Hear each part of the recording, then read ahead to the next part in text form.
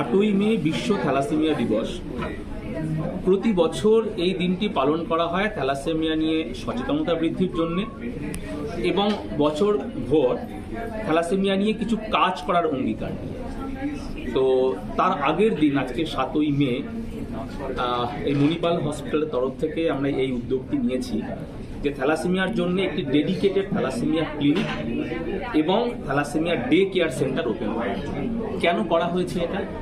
তার কারণ আমরা জানি যে আমাদের পশ্চিমবঙ্গে থ্যালাসেমিয়া পেশেন্ট অনেক বেশি।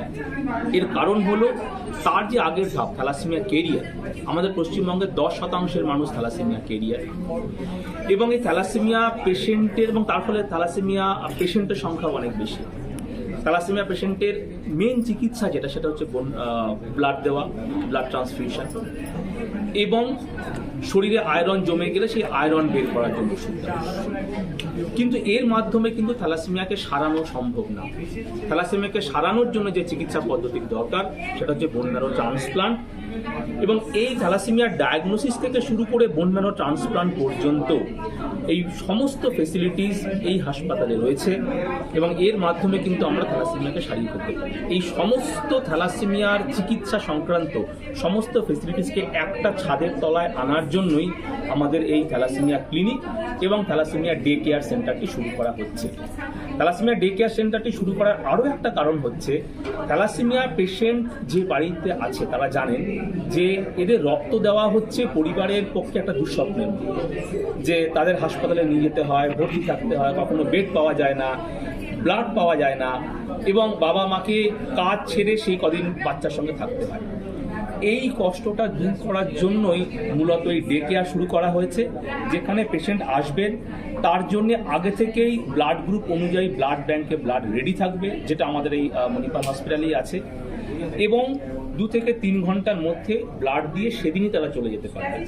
এর ফলে পেশেন্টের হয়রানি কম হবে এবং সবচেয়ে বড় কথা তার বাড়ির লোকজনদের হয়রানি কম হবে।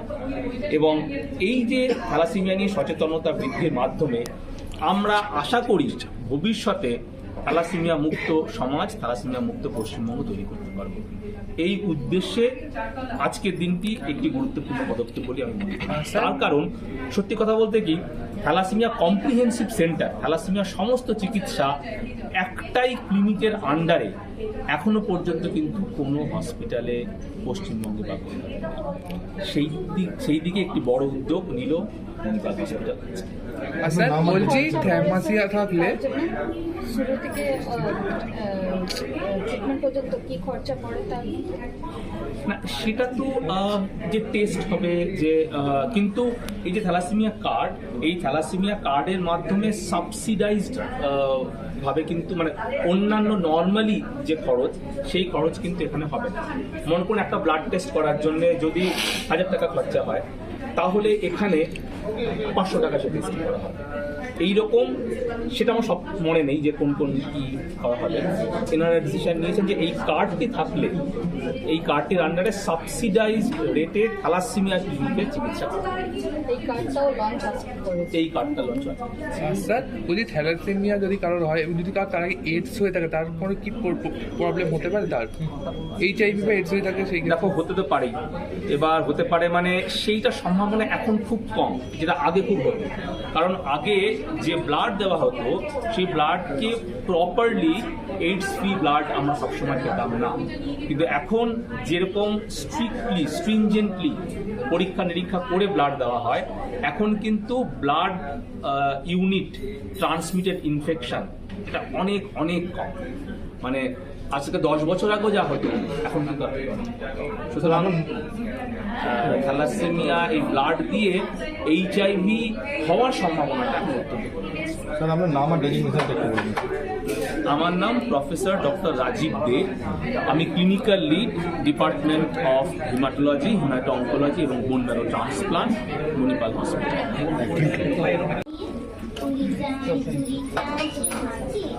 চীনের পুতো ছুরিতে দাঁড় থাকে, যাই সে চলে যে পথে তার খুশি, যখন খুশি আইসে বাড়ি গিয়ে 10টা বাজে, 10:30 বাজে, মাইকো তারা হয়তো পাছে দেরি, ইচ্ছে করে সেলেট ফেলে দিয়ে অমনি করে বেড়াই নিয়ে ফেলি।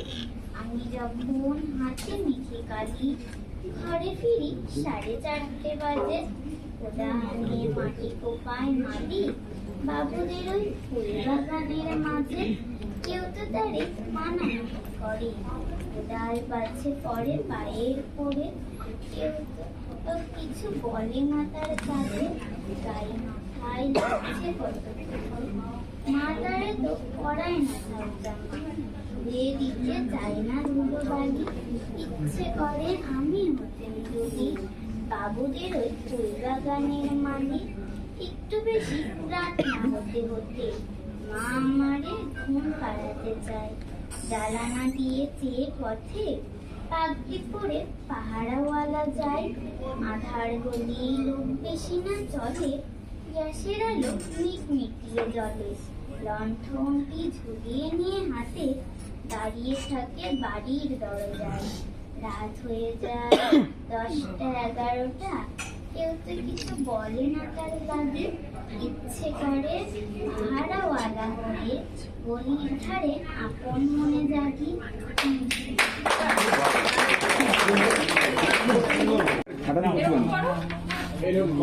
এরকম করো সবাই করে এরকম। করো সবাই বাবু এরকম করো তো। সামনে থাকা বাবু, সামনে থাকা। সে দেখবে না যে ও কেরিয়ার কি, ও থ্যালাসেমিয়া, আমাদের কথাও শুনবে না, তো বিয়ে শুনবে না, কারো কথাই শুনবে না। কারোর কথাই শুনবে না। আর তারপর বিয়ে তো হয়ে গেল। এবার আপনি বললেন যে 3 মাসের মধ্যে টেস্ট করে নেবে যখন বাচ্চা আসবে যে থ্যালাসেমিয়া নাকি। তাহলে এটা তো প্রথম কাজ হচ্ছে গাইন, আমার তার কাছেই প্রথম যায় আমার বাচ্চা হবে। তাহলে এটা কিন্তু শেষ থ্যালাসেমিয়া করতে পারে গাইন। আপনি একটা অত্যন্ত গুরুত্বপূর্ণ কথা বলেছেন। কিন্তু সেই টেস্টটা উনি দেন না, যেহেতু আমার ছেলের আছে। দেন না মানে কি, এটা আগে এই সচেতনতাটা সবার মধ্যে ছিল না, এবং আমাদের ডাক্তারদের মধ্যেও অনেক সময় ছিল। এবং তারপরে আমাদের আটকাতে হবে। আটকাতে গেলে কি করতে হবে? দেখতে হবে বিয়ের আগে কেরিয়ারের জন্য বিয়ে না হয়। ফার্স্ট ওটা আমাদের হতে হবে অ্যাওয়ারনেস। সেটার জন্য গভর্নমেন্ট অনেক রকম প্রচেষ্টা চালাচ্ছে, প্রাইভেট হসপিটাল করছে। প্রথমে আমাদের আটকাতে হবে যাতে থ্যালাসেমিয়া না হয়। হয়ে যাওয়ার পরই তারপর অনেক প্রসেস আছে সেগুলো করা, কিন্তু যাতে না হয় তার জন্য এরাডিকেশন, সেটার জন্য আমাদের কিন্তু গভর্নমেন্টের প্রচেষ্টা চলছে, সব দিক দিয়ে চলছে প্রচেষ্টা। সেটা আমাদের সকলকে কাছে পৌঁছে দিতে হবে ঠিক থ্যালাসেমিয়া আটকানোর রাস্তাটা। এবার আমি একটা কথা বলি, যেগুলো হয় সেগুলোকে কিন্তু ওই ওষুধ দিয়ে সুস্থ করে ফেলা যায় না পুরোপুরি। সেখানকার কিউরেটিভ ট্রিটমেন্টের ধরনটা আলাদা। থ্যালাসেমিয়ার ক্ষেত্রে আমরা যে ট্রিটমেন্টটা করি সেটি হচ্ছে ব্লাড দেওয়া, এবং ব্লাড দেওয়ার পরে যে আয়রন ওভারলোড হয়ে যায়, আয়রন জমে যায়, আয়রনটা জমে গেলে সেটা বার করার জন্য ওষুধ দেওয়া, এবং যে অর্গান এফেক্ট হচ্ছে সেই অর্গানের ট্রিটমেন্ট করা, হার্ট বা লিভারের। এবং থ্যালাসেমিয়ার আরেকটা সমস্যা হচ্ছে যে এই রক্ত দেওয়ার জন্য, রক্ত দেওয়া রিলেটেড আরো কিছু কিছু সমস্যা হয়ে যায়, ইনফেকশন হয়ে যায়, hepatitis B, HIV, hepatitis C, তার ট্রিটমেন্ট করা। কিন্তু এই ট্রিটমেন্ট গুলো করে থ্যালাসেমিয়াকে সারানো যাবে, কিন্তু এখন আমরা থ্যালাসেমিয়াকে সারাতে পারি বোন ম্যারো ট্রান্সপ্লান্ট করে। তো সুস্থ যদি ভাই বোন থাকে, সুস্থ মানে তাকে একদম নর্মাল হতে হবে এরকম নয়, সে কেরিয়ার হলেও হবে, কারণ কেরিয়ারও আসলে সুস্থ এবং স্বাভাবিক। তার যদি কেরিয়ার অথবা একদম নর্মাল ভাই বোন থাকে, তার বোন ম্যারো থেকে আমরা সারাতে পারি। এবার বোন ম্যারো কথাটাকে একটু বলা দরকার। বোন ম্যারো ট্রান্সপ্লান্ট আমরা বলি কারণ আগে আমরা বোন ম্যারো ট্রান্সপ্লান্ট করতাম। এখন আমরা দেখেছি যে পুরো বোন ম্যারো আমাদের লাগে না, বোন ম্যারোর ভেতরে যে স্টেম সেল থাকে সেই স্টেম সেলটি দিয়েই আমি ট্রান্সপ্লান্ট করতে পারি, কারণ স্টেম সেলটি থেকেই সমস্ত হেলদি ব্লাড সেল তৈরি করা যায়। তো আমরা এখন শুধুমাত্র স্টেম সেলটা কালেক্ট করি, এবং স্টেম সেলটা কালেক্ট করে সেইটা দিয়ে আমরা ট্রান্সপ্লান্ট করি। এবং এখন কি হয়েছে, এই প্রশ্নটা হয়তো আপনারা কেউ করতে পারেন, আমি তার আগেই বলছি যে এখন আমাদের নিউক্লিয়ার ফ্যামিলি, ছোট ফ্যামিলি, সবসময় যে ভাই বোন আছে এরকম নয়। আর ভাই বোন থাকলেই তার কাছ থেকে আমি স্টেম সেল নিতে পারবো এটাও নয়, একটা জেনেটিক ম্যাচিং করতে হয়। আর ম্যাচিং না করলে আমার বডি, পেশেন্টের বডি সেটা রিজেক্ট করে দেবে। যে কোনো কিছুই আমি কারো শরীরে ঢুকিয়ে দিতে পারি না। এইবার যদি সেই জেনেটিক ম্যাচিং বা HLA ম্যাচিং না হয় তখন আমরা কি করব? তখন আমাদের দুটো উপায় আছে। একটা হচ্ছে স্টেম সেল রেজিস্ট্রি আছে, সেখান থেকে আমরা যদি ম্যাচ খুঁজে বার করতে পারি। আর দ্বিতীয়ত হচ্ছে এখন হ্যাপ্লো ট্রান্সপ্লান্ট বা হাফ ম্যাচ ট্রান্সপ্লান্ট, 50% ট্রান্সপ্লান্টও করা হচ্ছে। তার কিছু কিছু পদ্ধতি আছে, কিছু কিছু জটিল পদ্ধতি আছে, কিন্তু তার মাধ্যমে আমরা কিন্তু হ্যাপ্লো ট্রান্সপ্লান্ট করতে পারি। সুতরাং থ্যালাসেমিয়া পেশেন্টের ডোনার পেতে এখন আর কোনো অসুবিধা নেই। যদি ফুল ম্যাচ হয়ে যায় তো ফুল ম্যাচ, না হলে আমরা রেজিস্ট্রি থেকে নেব, না হলে আমরা হাফ ম্যাচ ট্রান্সপ্লান্ট করব। কিন্তু ট্রান্সপ্লান্ট করে থ্যালাসেমিয়াকে আজকে সময় এসছে যে সুস্থ করা। এখানে আমরা যখন স্টুডেন্ট ছিলাম তখন আমরা কি করে, যখন আমি ডিএমও করছি তখন আমরা পেশেন্টদের বলতাম যে এর তো মেন ট্রিটমেন্ট হচ্ছে বোন ম্যারো ট্রান্সপ্লান্ট, যাতে এখানে হয় না, সুতরাং আপনাকে রক্ত দিয়ে দিয়ে রাখতে হবে। এখন কিন্তু সেই অবস্থা নয় পশ্চিমবঙ্গে, এখন কিন্তু কলকাতা সেই অবস্থা নয়।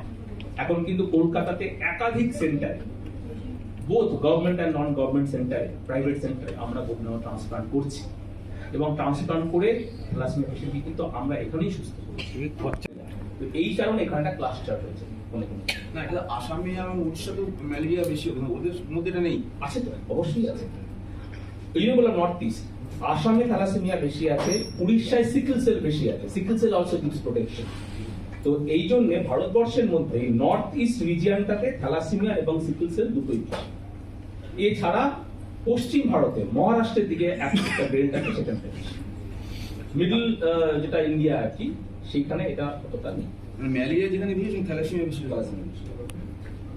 ডাক্তারবাবু, আমরা ছোটবেলা থেকেই ডাক্তারবাবুর কাছে গেলে আমরা শুনে আসি আমি এটা মনে করি, কেননা যখন আমার ছেলে হলো, উনি লন্ডন পাস ছিলেন, উনি জানতেন জিনিসটা, আমাকে তো টেস্ট করতে দিতে পারতেন, আমি করতাম, কিন্তু দেয়নি। এগুলো মানে এটাই এবং আমার বলার। এটাও ঠিক, হ্যাঁ, কিন্তু আগে সচেতন, আমি যতই ছেলে মেয়ে যাই বলি, ঠিকই বলেছেন। হ্যাঁ, কিন্তু গাইনোকে আগে সচেতন হতে হবে।